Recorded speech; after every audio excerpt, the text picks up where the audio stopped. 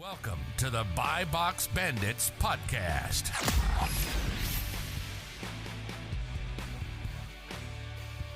What's up, guys? Welcome to the Buy Box Bandits podcast. Those of you guys watching on YouTube, you see we're in person for the first time in a year and a half since the first 4 episodes. We are at what we're calling Camp Flips for Miles, basically in near my hometown in Pennsylvania. We got together like 10 of our best Amazon seller friends. We're hanging out this weekend, masterminding, doing a bunch of in-person podcasts and content as well. So Ice baths. Dude, we did that too. It's the went under. Yep, scanning books, all that and everything. So we have our friend Romer with us today. We're going to talk a lot of like delegation and stuff like that because he's the master with virtual assistants. He's been telling me for going on 4 years, teaching me about it and everything. So yeah, you want to give a little background on yourself and then what you're up to right now? Yeah. So I started selling books when I was in college, and I started my own landscaping company. When I started my landscaping company, I realized I was selling books that were 40, 50, 60 bucks, and I was getting paid $40 to cut. Wait, you started your own landscaping company? You didn't know that? I like has to listen to the own episode when we talked about that. So the landscaping company, it was me and my buddy Keith. And I mean, we got up to, I don't know, 50 clients at $50 a week or two. And so it wasn't bad. Like we were actually doing pretty good. We ended up selling the list for $4,000. I coached wrestling that winter. And long story short, like I saw the power of Amazon FBA because I shipped all the inventory in and it was selling as I was cutting a yard. So I would cut a yard for $40, split it with my friend 20/20, and then we'd spend like, I don't know, $5, $3 in gas, $2, whatever it was. And I was like, this is awesome that I can sell a book online and get paid for it.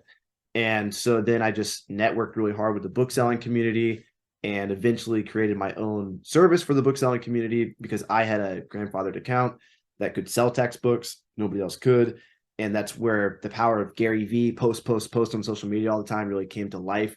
And everybody started sending me their inventory they couldn't sell, hit 80K in sales for the first month, met Miles in Philly. That was my first same month. That same month. You guys have known each other for what, 4 or 5 years? Three and a half. Three and a half. And I've known you for probably almost 3 years now. It's not even 2, man. It's really? February 2021. He's got the perfect timeline. He knows. Yeah, I know. I remember that you asked me when you were living in the car. Yeah, dude, that's the best thing. Like whenever Miles puts out content, every story has specific months. Yeah, and years. I'm really good with that. It's stuff. like, so I was doing this, started about February 2018. I progressed in March 19, I was doing this. It is really cool just to see his progression and my own progression because we both document and post on YouTube and social media. And so we can see where we were a few years ago and where we're going to be. And I think something we both should do is what Mr. Beast does.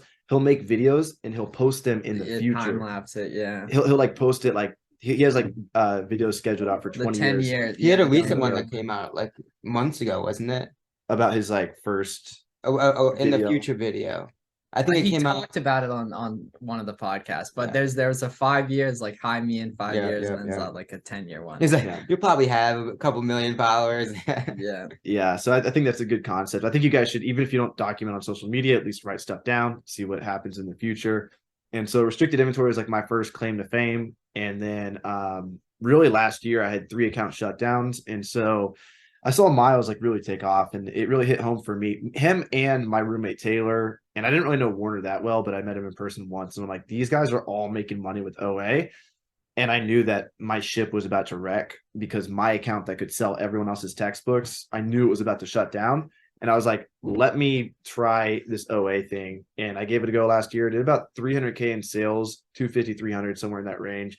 And I made about 20, 25K profit. So about close to a 10% margin. But if you added cash back, much higher. And it was very leveraged. Like you were not doing a lot of the work. You know what I mean? Like it was very I use prep centers all the time. Like it was very efficient work. Thank you for showing me that this is possible. And you know, it hits home different. Like you guys are seeing this guy online, these people online, me online, but like I knew him in person. And so like I'm like, if this guy can do it it's true. After I met him in person as a child, I'm like, I can do it too. So First question for restrictedinventory.com. Obviously, both are probably aspects of your success, but what do you attribute it more to, luck or skill? Like obviously, I've thought a lot about this recently. There was both involved, but if you had to put like a binary, it was definitely lucky. But I solved a problem that needed to be solved in the community, and so now, even after last year, I'm like, if I can solve problems that the community needs solved, then I'm always going to have a lot of money. And so, I mean, it's interesting because there's obviously you need both, right? There was luck in terms of there was a hole in the market, yeah, but you needed to execute and implement and build, which obviously there's scale and networking involved. and that's all we're doing with OAs. We're filling holes. We're finding, different websites that market inefficiencies. Yeah, market inefficiencies, and we're capitalizing on that. Miles is helping people that don't currently know how to make money online, and he's bridging the gap to helping them make money online. Restricted inventory helped people sell textbooks they weren't able to sell, and I was able to sell them for them. So I just merged that. And so I'm always constantly looking for, little things that I can do to provide more value for the marketplace, because you get paid in proportion to that. So yeah, how do virtual assistants fit in all this? Because it's been a big part of your equation for years. Yeah, so when restricted inventory, even before restricted inventory popped off, I read a Tim Ferriss book, and Tim Ferriss was like, you need to have other people work for you, and you need to get the skill of delegation. You need to master that. So in 2018, I was living in my car voluntarily. It's not a sob story. Some people think it is. I was living in my car because I'm a weirdo, and I was going around the country, the Grand Canyon. I want to see the world. It's still my goal to travel the whole world, but I started with America. And I hired virtual assistants. I had them do everything for me, check my email, manage stranded inventory, all the tasks I didn't want to do, I had them do.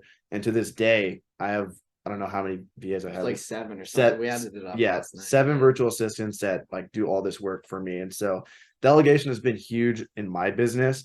It's freed up so much of my time. I could not run my business without virtual assistants. And you wouldn't want to, right? You're the type of person that wants to explore, wants to do all this. It wouldn't be possible, we added up the hours and stuff. Yeah. The super cool thing about that is though, right? There's a lot that translates from Amazon arbitrage to other aspects, but that delegation, leadership, management piece is going to directly translate to your next business, your next endeavor. Exactly. Whatever you get into next, that is going to be such a large aspect to that. It applies to anything. Yeah. And the only reason why anyone's able to do OA or private label is like the great example. People are like, you don't have to hire anybody for private label. You can just be your own boss. Bullshit. You have all of Jeff Bezos people prepping and packing for you. So in a sense, those are your third-party contractors. You probably have a prep center packing the items before it goes to Amazon. And the factory in China. So you have all these other people doing things for you in order for you to make money. So you're already leveraging people, right? Just using VAs is being creative and thinking of it in your own life and how you can leverage them. I think this is an important piece to kind of hammer home though, because there's so many viewers that are going to watch this that are either nervous to hire their first one, have no management experience, and want to start offloading past the prep center, past the FBA, obviously systems.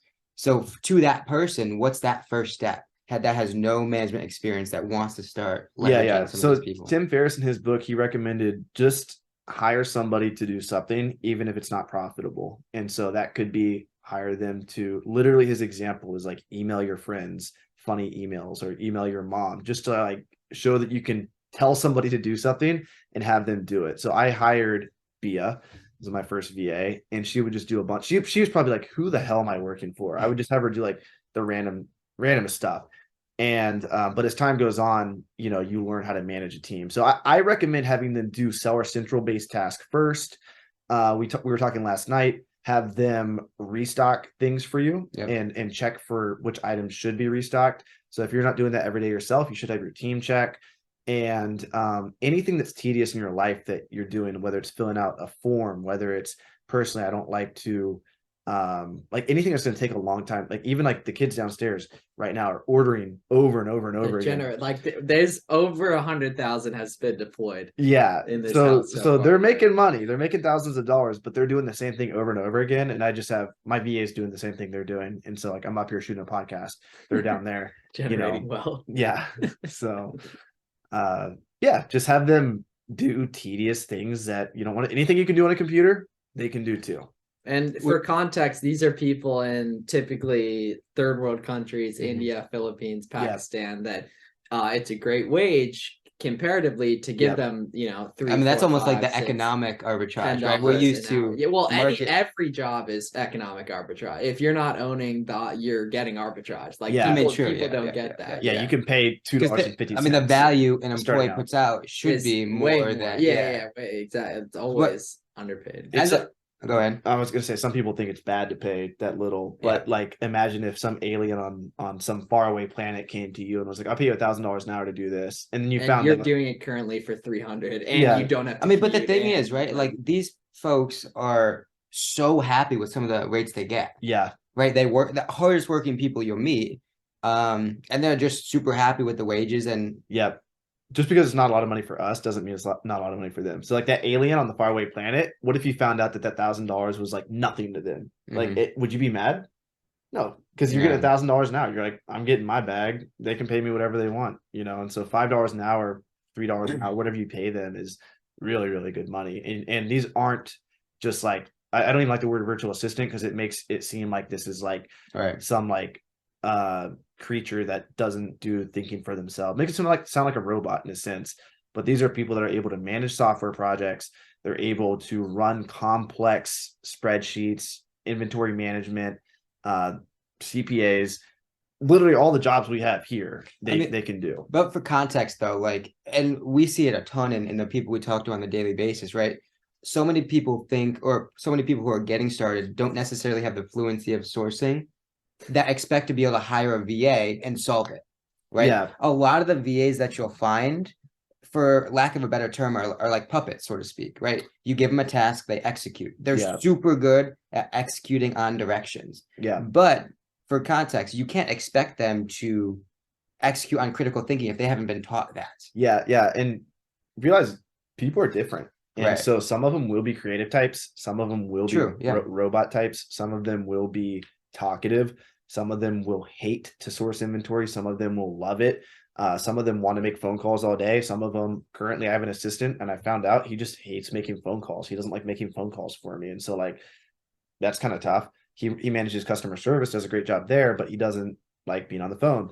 And some people are obsessed with sourcing. Like if you hire somebody for sourcing and then you give them other tasks, they're like, this one girl told me, like, I just want to source for you. I don't want to do like all this other spreadsheet management. Like, why are you having me do that? And but allowing them to do what they want, they're probably going to perform at a higher level. Better. Yeah, 100%. Same thing with anything. As you were building your business though, building your team, what sorts of how did you hire, right? What were sort of the criteria you were looking for? What were some of the differentiators between VA X and VA Y? How did you make those sorts of decisions? I got really lucky with Earn. He just turned out to be a really good guy. But then I went through several bad hires. And what I found out is one of the biggest mistakes I made was I wasn't Zoom calling with them. I would just message them on WhatsApp. And like, if you Zoom call with somebody, you can get so much more information on their vibe, their capacity, and all this. You have that like sixth sense of just like the vibe. Yeah. And you will meet some people who are really monotone and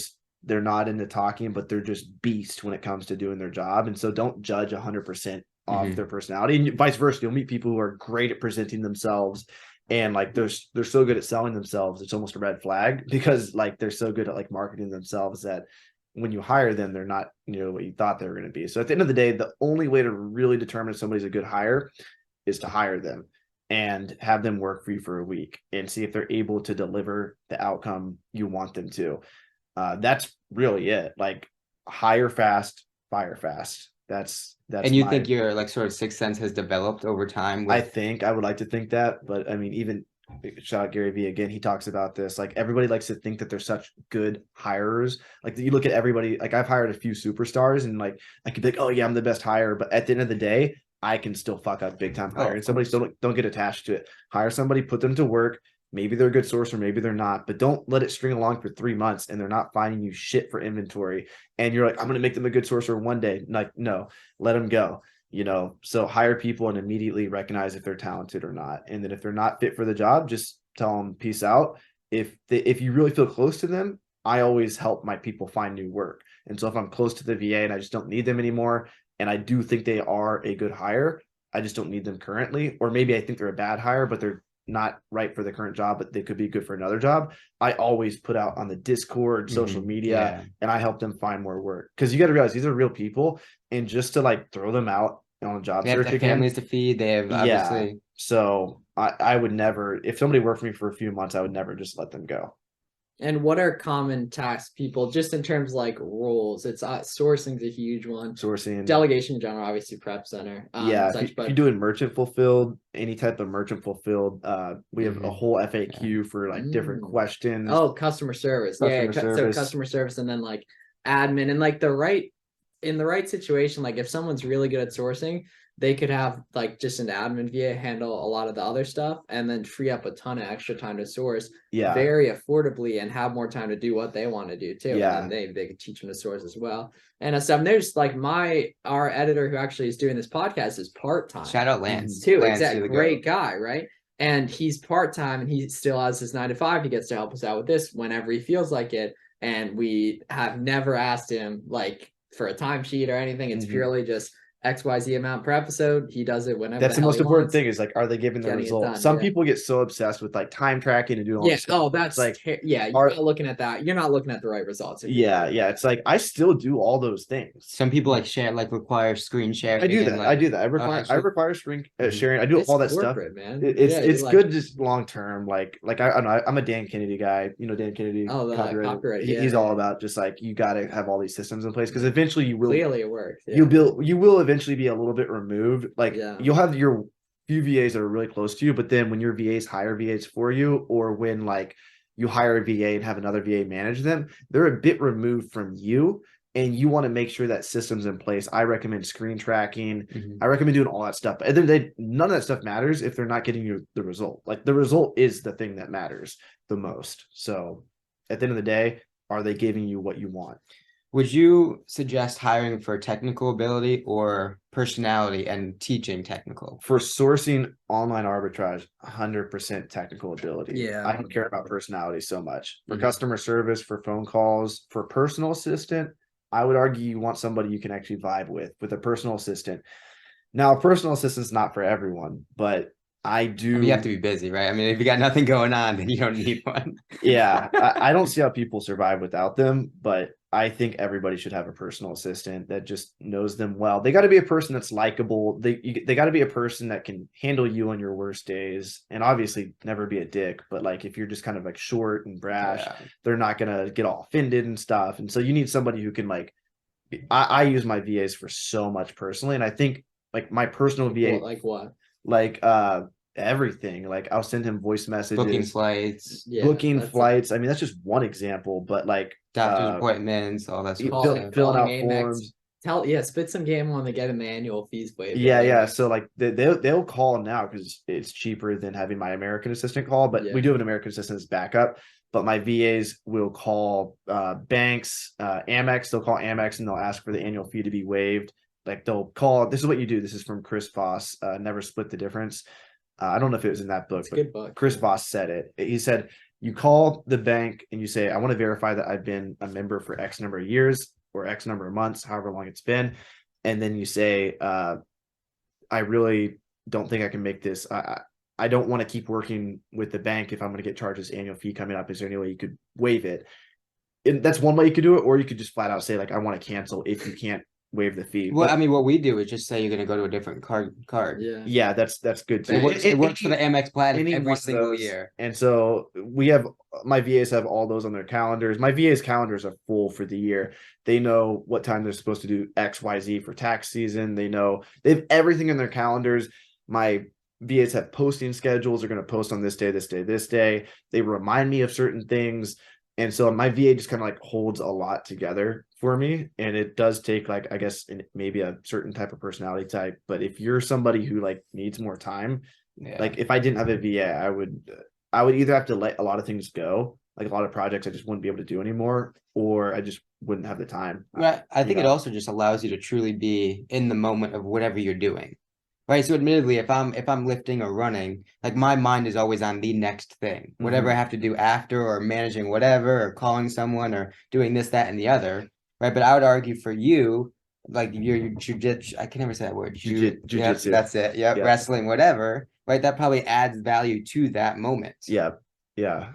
And so Miles is asking like, what do I use them for? I wish I could pull my Trello up right now. I literally have them do like thousands of tasks a year, but just think of anything you would do on a computer. There's a lot of like random I just have them do it. Like, seriously. like, okay. So like if Miles invest.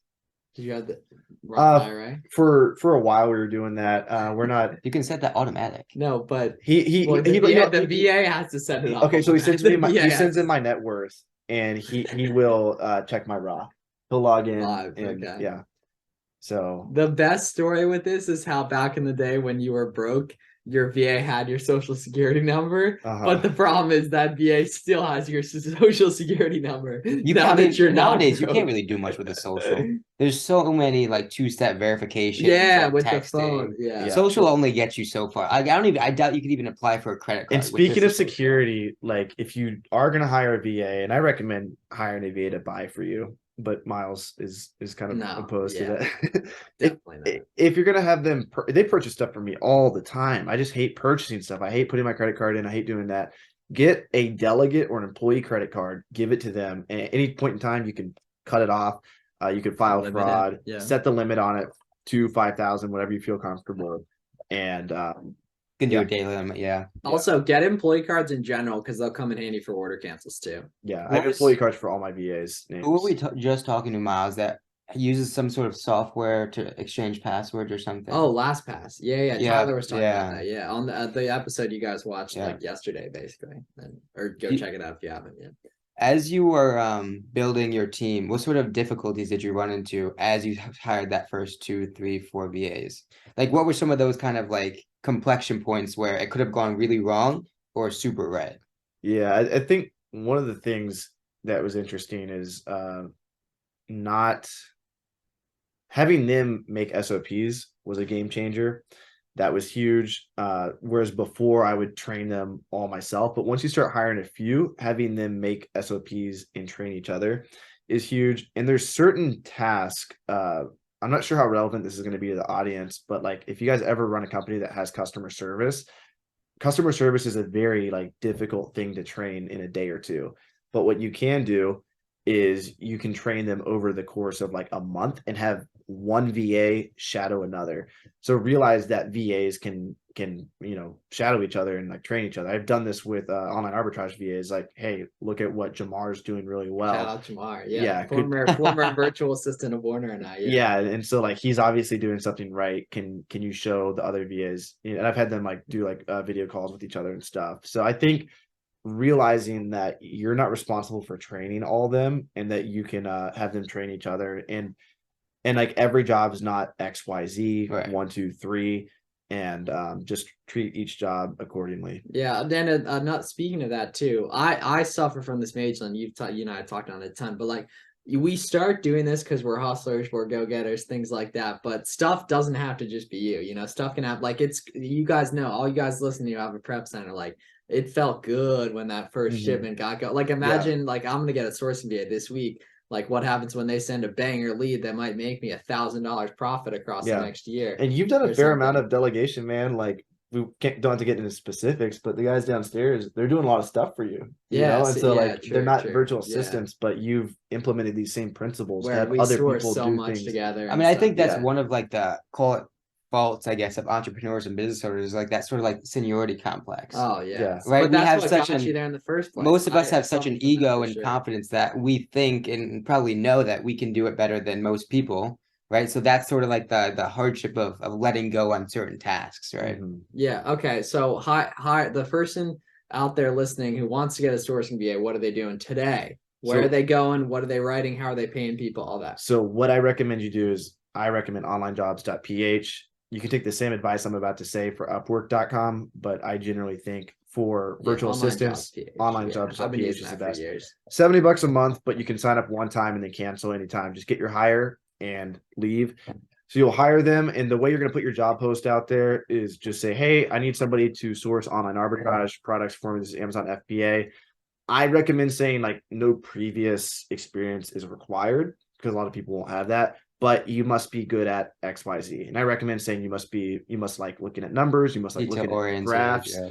You don't want like a linguistic person who's like really good at like languages, but they're not good at math. You want a very mathematical person because you want to be able to explain a keeper graph to them. And you guys know how it is. Like some people just can't get keeper graphs no matter what. My mom Can't get it. She would be a terrible VA.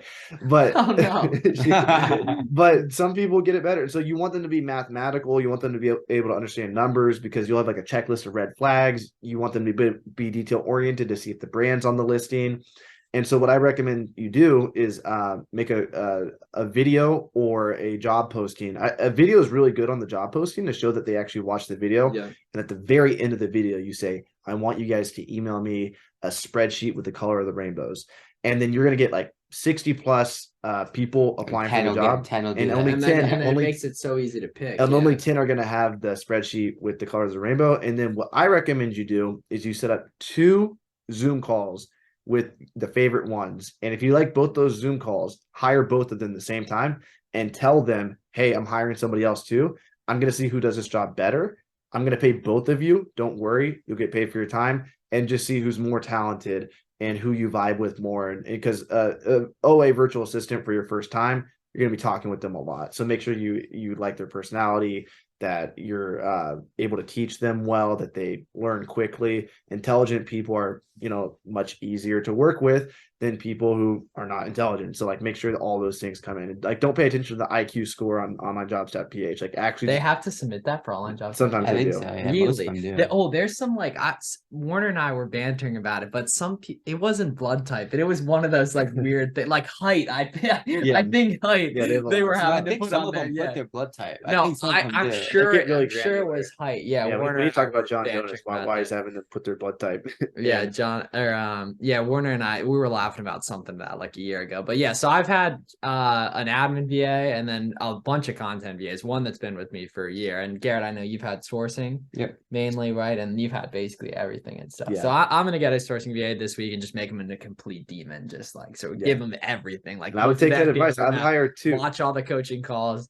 Like all that. Oh, 2, yeah, and I'll Yeah. do like a week-long free trial and say like, or maybe a month or something. I would just like pay that. him for a week or 2 and Yeah. and just go with your one's going to be better than Or the other. both, ideally both. You know what I Yeah. mean? Just because like I have the capital where Yeah. $400 a If they're month. both super If talented. they bring 5 leads that can be sold for 4 What is months, it's a what's the 10x statistic? return. It's like any employee you get should like, what is it, 5x, 10x? Yeah, return? like that'd be on the for- low end, honestly. Like There's for- some sort for- of like yeah. metric that some super smart. just realize people everyone's come up in with, different life positions as well. Yeah. Like, don't be super offended if you hire somebody and then they ghost you for 3 weeks. Yeah. Like, that's why I like to hire 2 people at once, just in case that happens. Like, people are going through True, family issues, yeah. all those different things. And so don't be like super, but at least you found out early on. Right. So these are real people. It's like you're hiring a real employee. Like when I was interviewing Soros, he was like, I have 28 employees. And I'm like, whoa, you have 28 employees? He's like, well, virtual assistants. And I'm like, Yeah. well, in a sense, it's true. Yeah, So no, treat he's them that great. way. We just did an episode with him, guys. Listen to that one if you haven't. That's a really good episode. If you like this one, you'll really like that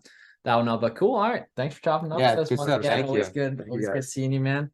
Glad to know Thank you you. and everything. You wanna Thanks take a to shot? everyone for Everybody listening. Yeah, I'll hit subscribe. on the stream. Yes, He's sir. doing a shot for the subscription. If you guys like this content, subscribe below. Miles provides so much All right. value, y'all. Peace See out. y'all later. Take it easy.